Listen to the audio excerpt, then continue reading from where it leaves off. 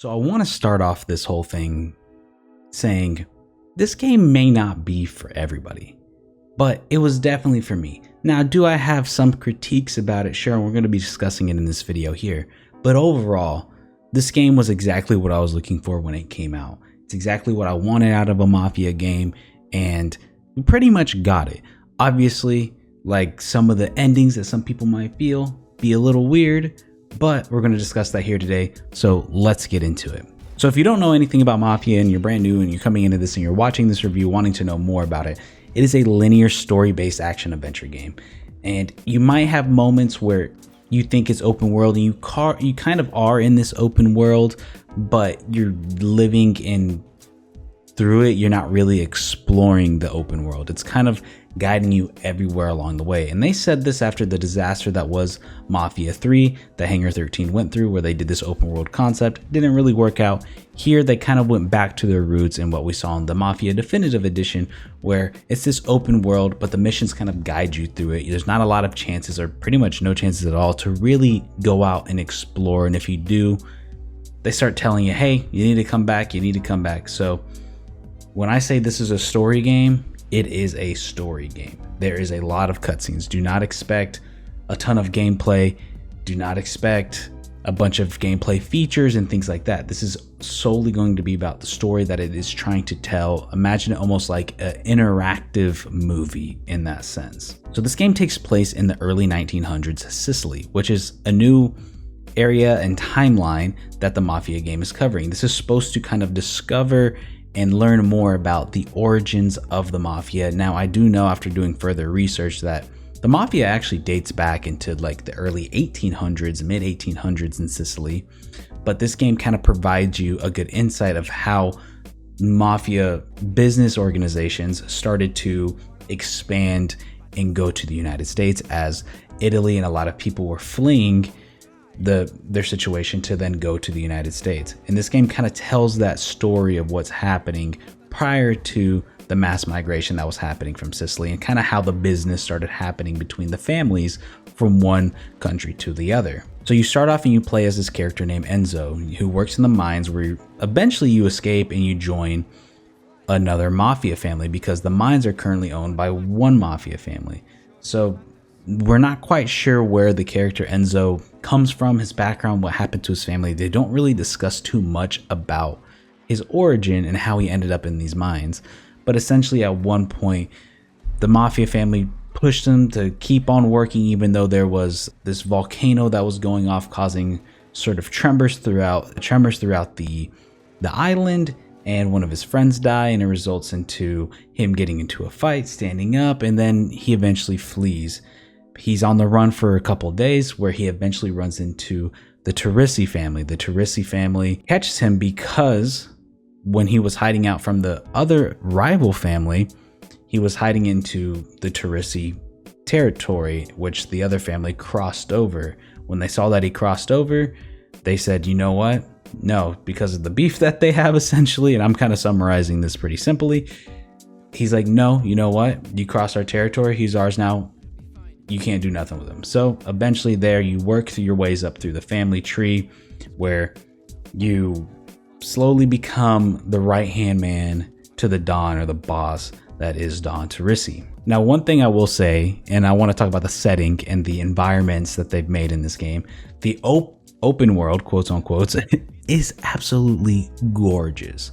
As you play this game, all footage was captured on an Xbox Series X. I played this on Xbox because the PC performance wasn't super great, so that's something there. I'm not sure if it's been fixed, so if you're looking to buy it on PC, expect some potential performance issues, or at least check their devlogs to see if they made any updates. But on Xbox, I thought it ran beautifully, and there was so much incredible detail within these amazing environments, from the outdoors to the mountains to the wine, the vineyards, to the little towns, the port. Like everything about it had just immense detail. Each town felt full of life, even though you can't really interact with the life if you're just walking through and strolling. It really depicted this era really, really well.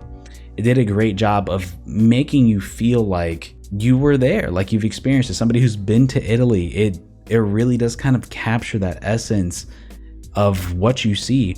And I thought the era that they used is extremely unique. I don't think there's another game that at least I can think of. If there is one, let me know, because I will gladly play it.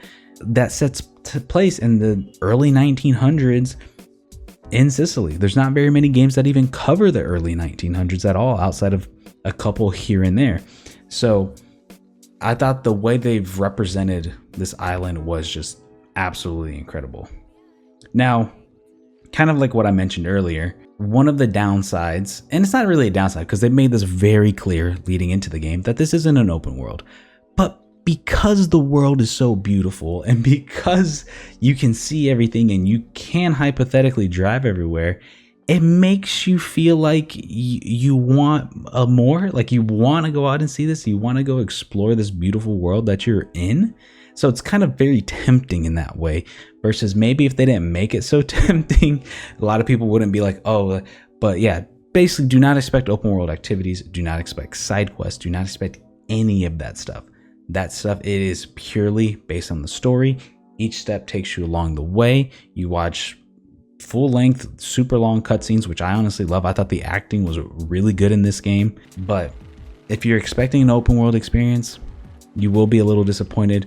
And I'm okay with that because they made the expectations known that it is going to be like that. And if you played the original 2 Mafias, then expect something almost identical to that kind of layer format of storytelling.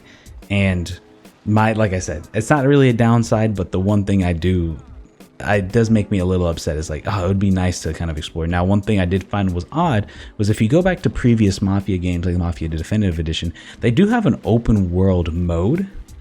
And I'm surprised they didn't add this into this game, because they built such a beautiful world. You think they would want people to go and explore it and maybe find, they do have like little collectibles that you can find throughout the map. I'm surprised they don't just have an open world where people can just go and do that and maybe kind of progress your character, because this is something I'm going to go into here. There's not much to talk about. There's not really a lot of player progressions. Now, you can upgrade the certain knives that you have, which have certain passive abilities. You can upgrade the car, but quite often you can't really use it because the way the story is moving along, they kind of give you whatever gun and car you have that fits the story. So it's like you're kind of upgrading this car, but then maybe a handful of times you can drive it. So it'd be nice if they had some sort of open world mode where you can do that like the Definitive Edition had, and get those collectibles and maybe get some money and get those higher level knives and stuff. Because a lot of the times I found that you can't even really upgrade Enzo or give Enzo better weapons, or not even, a lot of times you didn't even have the option to customize weapons most of the time. So it would have been nice to have that, just so you can go and do that, and maybe just leave rival family bosses out. Like, I'm not saying create like different side missions or whatever it might be, but it would have been cool to kind of just like, hey, you want to go to this place that's loaded up with thugs and just want to shoot people? There, you just go there. Like, there's no story or rhyme or reason to it, but like you can go do that. You know what I mean? Just because it's there, and it doesn't seem like there'd be much to really add to that. So yeah, pretty much do not expect to really make Enzo better and a more powerful character in that sense. So now let's get into the gameplay and basically the kind of the combat, the action sequences that you're doing. And this to me is probably the downside of the game, because everything else I deeply love. Like I said, the environments, the story that's being told, but the gameplay is where it's a weak spot, you know? So first I'm going to start with the melee combat. So they kind of introduced this new melee duel system where it's like 1v1 knife duels. And that concept is sick. I really enjoy the idea. The idea is really cool. It reminds me almost kind of like fighting games. A couple other games I can't think of the top of my head, but I like this new mechanic that they added to it. It was a little clunky. That's my only complaint. I don't think it was terrible. Some people are bashing that new mechanic quite a bit. I don't think it was that bad as what people say, but it is a little clunky. It's not super fluid. If you're trying to compare it to fighting games, it is not going to be the same. But like I said, there is certain knives you can get that give you certain passive abilities, for lack of a better word, in these knife duels. So I thought the knife duels was a really cool concept that probably could have been refined a little bit more and maybe a little bit more fluid and more smooth. And that may be an Xbox thing, I'm not sure. But anyways, let's go to gun combat. So gun combat to me was really bad. I found, and you'll see in this footage, you're like, oh wow, your aim is terrible. No, the aiming in this game is impossible. It's impossible. Look, I played shooters for decades now. Like, the aiming in this game is so difficult. It's so like, the aim assist, you know what it is that the aim assist is so strong, you can't really control it. So I found that like about a couple missions in, it's actually easier just to aim and let the aim assist do it work. Because the moment that you try to aim manually, it will just knock you off your rhythm. It won't feel right. It'll just seem weird. So I found the best thing to do is just point in the general direction you want to aim, and then aim in, let the computer do the rest, let the aim assist just take you and guide you, and then shoot from there. I found it much better just to do that. And like I said, the gun customization was pretty much non-existent. Like, you could every once in a while, and every missions that it would allow you to do that, you could, but it really didn't want to break the immersion, which I can respect, because if you're in the heat of the moment and maybe all you have is pistols on you because you're riding a horse, then you should just have the pistols. Like, I understand where they didn't want to break the immersion of the story that they're trying to tell, which makes a ton of sense to me. And then the final gameplay element I want to cover here is the stealth. The stealth was extremely easy. There was pretty much no AI in these stealth moments, and they were very dumb. They do lay down these very convenient crates that you can put these AI enemies in after you silently take them down. But I found that you don't really need to use it, because it's almost like they put one AI per zone in this little stealth area. And once you take him down, there's really no, you can just leave him there because the other AI is not going to even walk over there. I just found the AI to be incredibly dumb, and I know I'm not alone in that. So quite honestly, for me, it was just kind of like, let's get through this part. Let's get through this part. So let's get to the part that I love the most, and that is the story of this game. And I was willing to get through the rough gameplay sequences just to get to this. And not that the gameplay was absolutely terrible, it just wasn't exciting at all. It was just kind of like, okay, let's get through this. I was more intrigued in the fact that, like, oh, okay, cutscenes over. What's the quickest way we can get to the next storyline, like the next element? Like, that's the way I viewed it, because the way they structured this was just made me really excited to kind of see where this is going to pull you next. Because some people, and it does have similar kind of Mafia story beats that you might be used to, but it does kind of make you feel certain ways because of the main character that you play as. He comes off very innocent in a sense where he doesn't feel as selfish, even though there's moments that he is. So in general, if you like mob stories, I'm sure you'll like this. And for me personally, I enjoy a good mob story. I like what's being told. I like the inner workings of how things go. This kind of brotherhood family aspect is super interesting to me. And I think the game does a really great job of evolutionizing this character from this mine boy who is basically a slave to working his way up through the family. And, you know, there's love interests, there's friends, I don't want to spoil too much for you, but, you know, he just kind of gradually works his way up, gains the trust. And then you kind of hit this point at the end. And I'm going to tell everybody right now, if you do not want any spoilers, feel free to skip a couple minutes. I will probably leave a timestamp in this video, so you can skip ahead to that, so I can give my overall thoughts of everything. But I just kind of want to give a moment for the people who have played the game and talked about the story, a chance to kind of discuss and hear my thoughts on it. So here we go. No more coming back from now. So let's get into the story. One of the gripes that I've had with the ending of the story was when obviously we find out that Isabella becomes pregnant. She wants to flee with Enzo to go to Empire Bay, which was a cool little callback to the first game. And it felt like this part was kind of rushed to me, to where, okay, they planned out this elaborate plan to escape and not be noticed by Don Teresi and the rest of the family and everybody. So it's kind of was just the secret told between Isabella, Enzo, and then Luca's wife, now widow, were the only ones that knew. And then it kind of just made it unclear as to why. I know they mentioned that the uncle, the brother of Don Teresi, discovers what happened, but they don't really show it. They don't really say like where they slipped up, really. It just kind of like, yeah, I know, and because so-and-so. And I just felt like, while they kind of alluded to that he always kind of had his eye on Enzo, it just didn't really make sense how they got caught because they were pretty clean.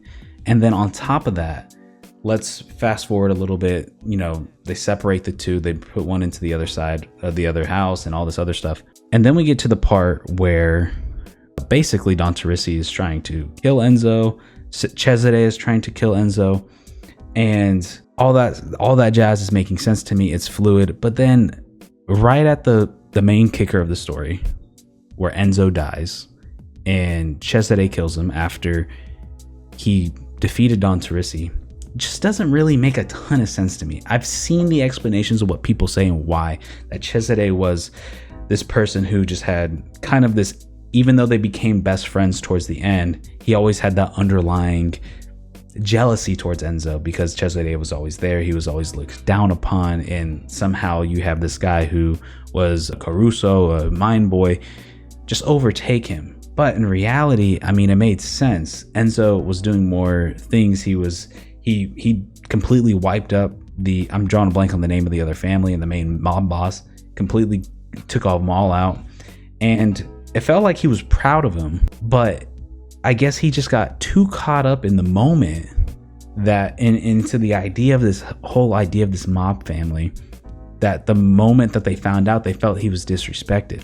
And I understand that point, but I think the moment after that fight scene that you have with Cesare before the final fight with Don Torrisi, I feel like Enzo has done everything and more to show that he loves Cesare. He's his best friend. Like, he wants Cesare to live a happy life. He wants to live a happy life. Like, if you're really friends and the way they make it out to be, like, how are you still holding on to this? Like, you have the chance to be free.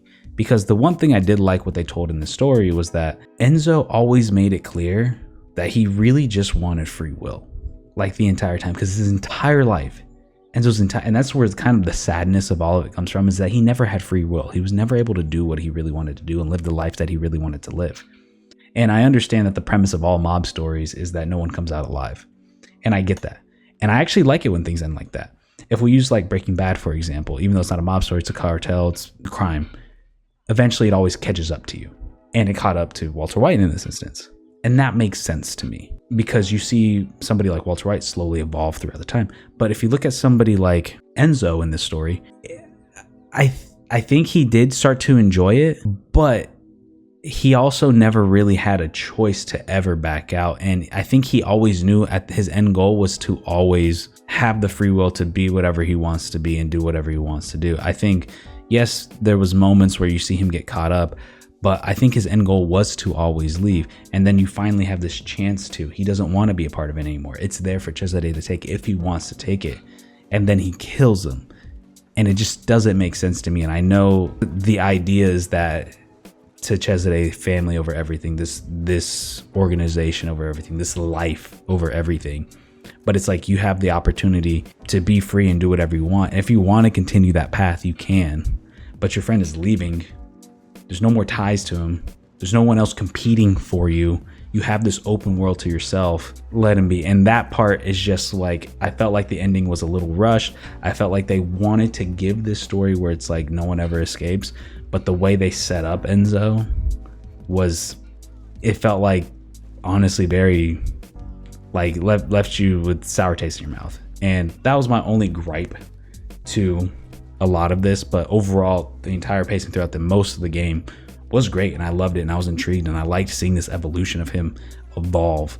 But yeah, so welcome back to the people who skipped ahead. I'm just gonna give my overall thoughts. Like I said, it's a great interactive story. It has poor combat, but if you're okay with that, I was okay with that. Sometimes I don't mind a story. Not every game has to be super endorphin ridden and like make you want to like do things as many as possible. Sometimes I do enjoy a nice, slower paced, fun game. It is a shorter game. It's kind of something that you just want to play in the background, it's not this long haul chore that you have to do nonstop like a big open world RPG. It's something that if you want a good mob story, you enjoy that world, that setting, this idea of it, and you like the idea of playing this kind of interactive story, this game is right up the alley for you. It is perfect. It has beautiful scenery. It does a great job of kind of showing you this world before it gets to the United States. And like I said, in a way, it kind of educated me more about these early eras of what was going on here. So yeah, if you're interested in this, I highly recommend it. Like I said, it's for certain people. So if this is kind of for you, I highly recommend. I very much believe if you've not played the game already and you haven't listened to my spoilers, or if you don't care about the spoiler section, whatever it might be, maybe come back after you play and see if you agree with me or not. Let me know what you think down in the comments down below. Like I said, it may not be for you, but yeah, if you do like this video, please like and subscribe, and we'll see you in the next one. Peace out, everybody.